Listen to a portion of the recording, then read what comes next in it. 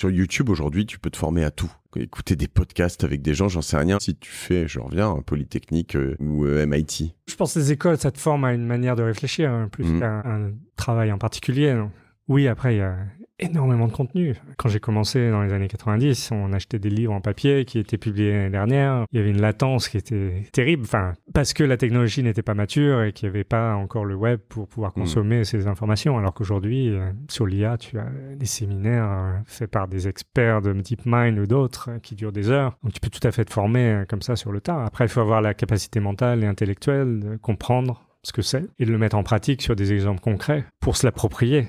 Parce qu'à l'école, on ne fait pas regarder que ce que le professeur écrit au tableau. Il faut après faire des travaux pratiques pour l'assimiler, le comprendre, comment ça s'intègre dans ton projet existant ou dans un projet futur. Et il faut que ça s'intègre dans toi finalement et que tu puisses voir déjà si tu aimes le faire, si tu es capable de le faire et à quel niveau tu te positionnes